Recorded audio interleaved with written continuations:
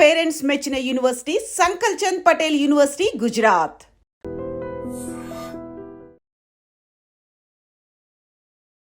So జనరల్గా walking గురించి మనందరికీ చాలా డౌట్స్ ఉంటాయి. అంటే డయాబెటీస్ ఉన్న వాళ్ళు ఎలాంటి వాకింగ్ చేయాలి, బీపీ ఉన్న వాళ్ళు వాకింగ్ ఎలా చేయాలి, బ్రిస్క్ వాకింగ్, ఇలా చెమటలు పట్టేంత వరకు వాకింగ్, నెమ్మదిగా వాకింగ్, ఇలా చాలా టైప్స్ ఉంటాయి కదా. ఏ డిసీజ్ ఉన్న వాళ్ళు ఎలా వాకింగ్ చేయాలి, నార్మల్గా వెయిట్ తగ్గాలంటే ఎలా వాకింగ్ చేయాలి, పూర్తి వివరాలు తెలుసుకుందాం. భానుపూర్ణిమ గారు ఉన్నారు, ప్రముఖ ఫిజియోథెరపిస్ట్. మ్యామ్ నమస్తే. అంటే వాకింగ్ గురించి అందరికి చాలా డౌట్స్ ఉంటాయి.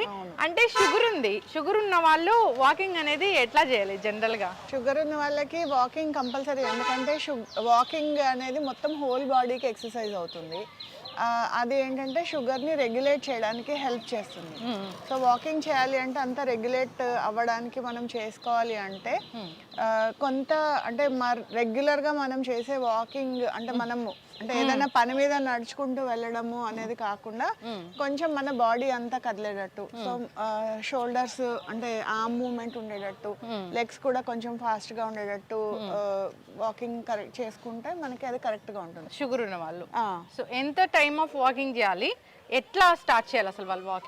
వాకింగ్ స్టార్ట్ చేసే ముందు కొంత వార్మప్ అనేది అంటే చాలా ఇంపార్టెంట్ అండి. Any kind of exercise. ఇప్పుడు వాకింగ్ నార్మల్ గా మనం చేస్తాం కదా, సో అలాగా అంటే స్పెసిఫిక్ గా మనం పార్క్ లో వాక్ చేయడానికి వెళ్లే ముందు చిన్నగా కొంచెం స్ట్రెచ్చింగ్ చేసుకోవడము, ఇలా కొంచెం చిన్న వార్మప్స్ అవి చేసుకొని తర్వాత యాక్చువల్ వాకింగ్ లోకి వెళ్తే ఇంజరీస్ అవి అవ్వకుండా ఉంటాయి. అంటే పట్టేయడము, లేకపోతే వాకింగ్ చేసేటప్పుడు మనకి కండరాలు పట్టేసాయి, ఇలాంటి కంప్లైంట్స్ అనేవి లేకుండా మనం చూసుకోవచ్చు. ఓకే, ఇప్పుడు ఒకసారి చూపించండి. షుగర్ ఉన్న పేషెంట్స్ ఇది ఇలాంటి రోడ్ లో వాక్ చేయాలంటే ఎట్లా వాక్ చేయాలి? ఇలాంటి రోడ్లో కంటే కూడా నేను అంటే న్యాచురల్ సర్ఫేస్ ఉన్నవి అండ్ రోడ్ అయినా పర్వాలేదు, కానీ సర్ఫేస్ అనేది ఈవెన్గా ఉండేటట్టు చేసుకోవడం బెటర్. అండ్ షుగర్ ఉన్న వాళ్ళు ప్రాపర్ షూ వేసుకొని చేయమని నేను అడ్వైజ్ ఇస్తాను. ఎందుకంటే వాళ్ళకి కొంచెం ఒకవేళ న్యూరోపతీస్ లాంటివి ఏమైనా ఉంటే కొంచెం పెయిన్ సెన్సిటివిటీ అనేది తగ్గుతుంది. కాబట్టి చిన్న ముళ్ళులు, రాళ్ళు ఇట్లాంటివి గుచ్చుకునే అవకాశం ఉంటుంది. సో అలా గుచ్చుకున్నవి వాళ్ళకి కొంచెం కాంప్లికేట్ అయ్యే అవకాశం ఉంటుంది. సో అలా లేకుండా ప్రాపర్గా షూ వేసుకొని డయాబెటీస్ ఉన్న వాళ్ళు వాక్ చేయమని నేను చెప్తాను. ఒకసారి చూపించండి ఎట్లా వాక్ చేయాలి వాళ్ళు అనేది. ఎనీ కైండ్ ఆఫ్ వాకింగ్ అండి, వాక్ చేసేటప్పుడు సో మన పోస్చర్ అనేది చాలా ఇంపార్టెంట్. అండ్ ఎంత లెంత్లో మనము కాలు వేయాలి అనేది కూడా చాలా ఇంపార్టెంట్. సో ఎంత లెంత్లో వేయాలి అంటే మన కాలు ఎంతైతే ఉందో అంత డిస్టెన్స్లో పెట్టుకుంటే మనకి ఎక్కువ టైము మనం వాక్ చేయగలుగుతాం. సో చూడండి డిస్టెన్స్, ఇప్పుడు కొంతమంది చాలా దూరంగా అడుగులేస్తూ నడుస్తారు. అలా కాకుండా సో మన కాలు ఎంతైతే ఉందో అంత లెంత్, సో ఈ లెంత్లో డిస్టెన్స్ అనేది పెట్టుకుంటే వాకింగ్ అనేది కరెక్ట్గా వస్తుంది. తర్వాత ఇంకొకటి, మనం వాక్ చేసేటప్పుడు మన కాల్లో ఏ భాగం నేల మీద పడుతుంది అనేది చాలా ఇంపార్టెంట్. సో ఫస్ట్ మనం మడమ భాగం అనేది గ్రౌండ్ని టచ్ అవ్వాలి, తర్వాత కాలు మొత్తం కింద పడాలి, తర్వాత మనం రెండో కాలు పైకి లిఫ్ట్ చేసినప్పుడు మడమ పడాలి, కాలు స్ట్రైట్ పడాలి, తర్వాత మనది వెనకాలది లేవాలి. సో ఈ సైకిల్ అనేది మెయింటైన్ చేయాలి. ఒకవేళ ఫర్ ఎగ్జాంపుల్ మనం నడిచేటప్పుడు ఒకవేళ మనది మడమ పడట్లేదు, ఒక్కసారి చూసుకోండి, అబ్జర్వ్ చేసుకుంటే ఎవరికి వాళ్ళకి తెలుస్తుంది. మన అడుగు ఇలా పడుతున్నా, స్ట్రైట్గా పడుతున్నా, లేకపోతే మన టోస్ అనేవి ముందు టచ్ అవుతున్నా, సో మనకి ఎక్కడో ఒక భాగంలో మనము ప్రాపర్గా నడవట్లేదు అని అర్థం. సో ఇప్పుడు మనము డీటెయిల్స్ చేసాం కదా, నడక అనేది ఒక్కసారి చూడండి. సో ఇలాగా డిస్టెన్స్ మన కాలు ఎంతైతే ఉందో అంత డిస్టెన్స్లో ఇట్లా ఈ పేస్లో నడుచుకుంటూ వెళ్తే మనకి అది ప్రాపర్గా నడక అనేది కరెక్ట్గా నడుస్తున్నట్టు. ఇలా నడిస్తే మనం ఎక్కువసేపు నడవగలుగుతాము, ప్లస్ అలసిపోకుండా కూడా నడవగలుగుతాం. జనరల్గా డయాబెటీస్ ఉన్న వాళ్ళు వాకింగ్ అంటే చేసి చూపించారు, అంటే నార్మల్గా బ్రిస్క్ వాకింగ్ అని చెప్తారు కదా, అది ఎట్లా చేస్తారు? ఇప్పుడు చేసిన వాకింగ్ డయాబెటీస్ అనే కాదండి, ఎవరైనా కూడా జనరల్గా వాక్ చేసేటప్పుడు మన ప్యాటర్న్, మనం ఎంత డిస్టెన్స్లో లెగ్ వేస్తున్నాం అనేది చాలా ఇంపార్టెంట్. బ్రిస్క్ వాకింగ్ అంటే ఏంటంటే ఇప్పుడు రెగ్యులర్గా మనం చేసే వాకింగ్ కంటే కొంచెం ఫాస్ట్గా చేస్తాం. అంటే బ్రిస్క్ వాకింగ్లో మనము ఆర్మ్స్ కొంచెం ఫాస్ట్గా స్వింగ్ చేయాల్సి వస్తుంది, తర్వాత మనము నడిచే స్పీడ్ అనేది కొంచెం పెంచుకుంటాం. సో అది ఎట్లా అంటే కొంచెం ఆర్మ్ స్వింగ్ చేయాలి, అది ఎట్లాగో ఇప్పుడు చేయొచ్చు.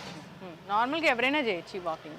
ఎవరైనా చేయొచ్చు. అంటే ఇప్పుడు ఏమీ ప్రాబ్లమ్స్ లేకుండా ఉన్నవాళ్ళు బ్రిస్క్ వాకింగ్ చేయాలంటే కొంచెం ఆయాసం వస్తుంది కాబట్టి ఏదైనా ప్రాబ్లమ్స్ ఉన్న వాళ్ళు కాకుండా జనరల్ పీపుల్ అందరూ బ్రిస్క్ వాకింగ్ని ట్రై చేయొచ్చు. సో ఇది కొంచెం వెయిట్ లాస్లో ఫాస్ట్గా అవ్వడానికి కూడా కొంచెం హెల్ప్ చేస్తుంది, ఎందుకంటే చేసినప్పుడు మనకి చెమటలు అనేవి ఎక్కువగా పడతాయి. వెయిట్ లాస్ కావాలంటే చేయాలి.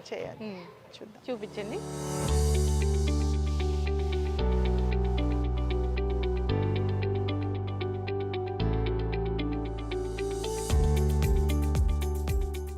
సో జనరల్గా డయాబెటీస్ వాకింగ్ చెప్పారు, బ్రిస్క్ వాకింగ్ చెప్పారు. అంటే బ్రిస్క్ వాకింగ్ అంటే వెయిట్ లాస్ అవుతారు దాంతోనే.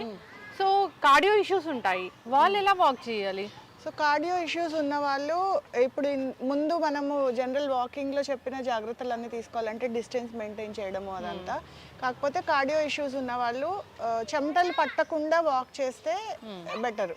అంటే సడన్గా ఒకవేళ కొలాప్స్ అవ్వడము ఇలాంటివి జరగకుండా చూసుకోవచ్చు.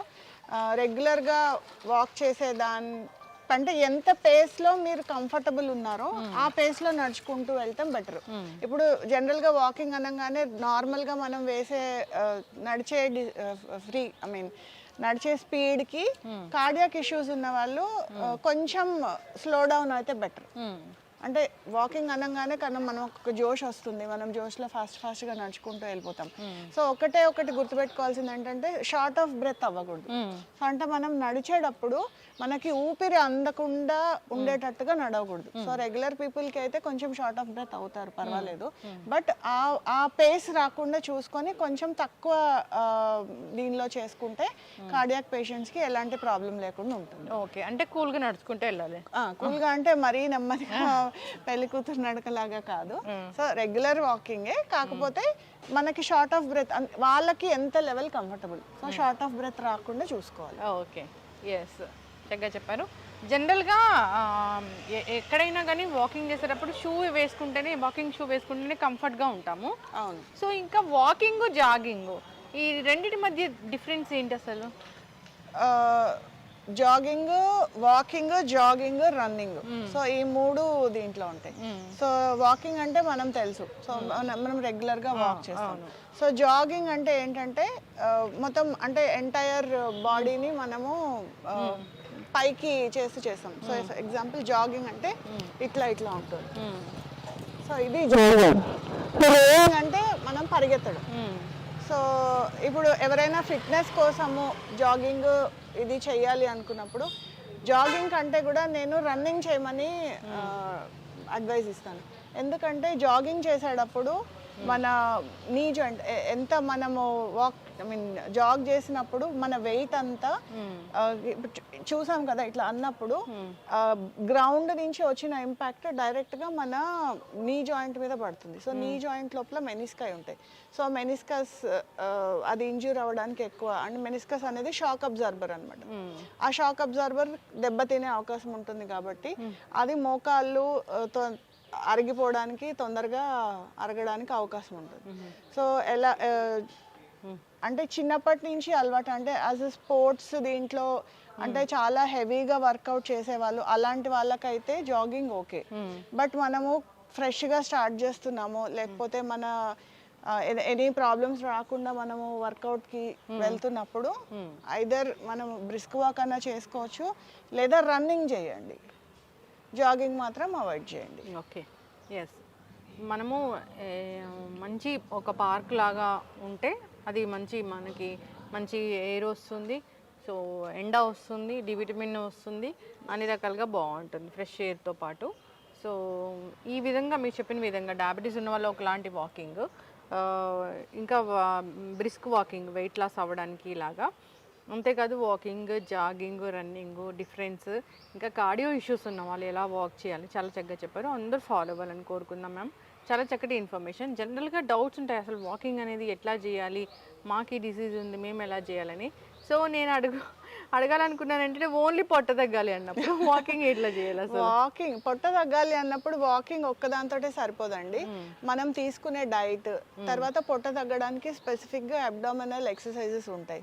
సో మనం పార్క్ లో చాలా చోట్ల చూస్తూనే ఉంటాము, జిమ్ ఎక్విప్మెంట్ అది పెట్టుంటుంది ఓపెన్ గా చేసేటప్పుడు. సో అట్లాగా కొన్ని క్రంచెస్ చేసుకోవడం కానీ, ప్లాంక్స్ చేసుకోవడం కానీ, ఇట్లాంటివి స్పెసిఫిక్ గా అబ్డామిన్ మీద ప్రెషర్ పెట్టే ఎక్సర్సైజెస్ చేస్తే పొట్ట ఈజీగా తగ్గించుకోవచ్చు. చాలా చక్కటి ఇన్ఫర్మేషన్ అండి. అందరూ ఫాలో అవ్వాలని కోరుకున్నాము. వాకింగ్ అనేది చాలా టైప్స్ ఆఫ్ వాకింగ్ అనేది ఉంది. డిఫరెంట్ పీపుల్ ఉంటారు, డిఫరెంట్ టైప్ ఆఫ్ వాకింగ్ ఉంటుంది. అందరికీ ఒకటే లాంటి వాకింగ్ అనేది కూడా సరిపోదు. ఫాలో అవ్వాలని కోరుకున్నాం. కార్డియో ఇష్యూస్ ఉన్న వాళ్ళు నిజంగానే మీరు అన్నట్లు బ్రిస్క్ వాక్ చేస్తే వాళ్ళకి ఆయాసం వస్తుంది, అట్లా చేయకూడదు. తెలియక చాలామంది ఇప్పటివరకు చాలామంది అలాగే వాకింగ్ ఎలా చేయాలో తెలియక అలా చేయడం కూడా జరిగింది.